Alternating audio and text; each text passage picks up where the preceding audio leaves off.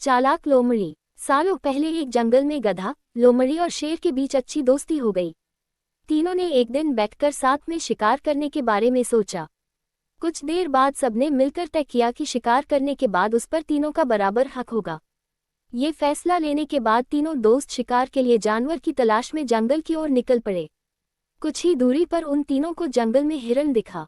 एकदम तीनों ने हिरन पर झपट्टा मारने की कोशिश की। उसे देखते ही वो तेजी से दौड़ने लगा।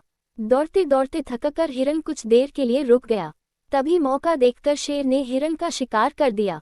गधा, लोमड़ी और शेर तीनों काफी खुश हो गए। मरे हुए हिरन के 3 हिस्से करने के लिए शेर ने अपने दोस्त गधे को कहा। जैसा पहले तय हुआ था उसी हिसाब से गधे ने शिकार को 3 बराबर हिस्सों में बांट दिया।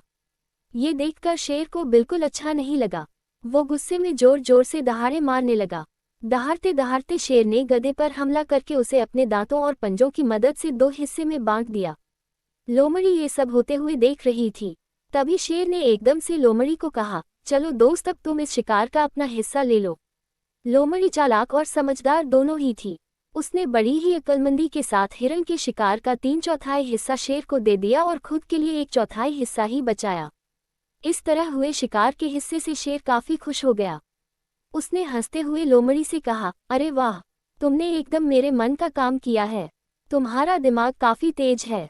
इतना कहते ही शेर ने लोमड़ी से पूछा, तुम इतनी समझदार कैसे हो? तुम्हें कैसे पता चला कि मैं क्या चाहता हूँ? तुमने इतना अच्छे से शिकार का हिस्सा लगाना कहाँ से सीखा है? शेर के सवालों का जवाब देते हुए लोमड़ी बोली, आप जंगल के राजा हैं और आपको कैसे हिस्सा लगाना है, ये समझना मुश्किल नहीं है। साथ ही मैंने उस गधे की हालत भी देख ली थी।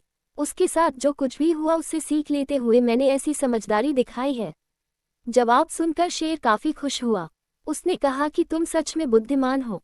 कहानी से सीख, हम सभी को अपनी ही नहीं बल्कि दूसरों की गलतियों से भी नई बातों को सीखना चाहिए। इससे हम वही गलती करने से और उसके नकारात्मक परिणामों से बच सकते हैं।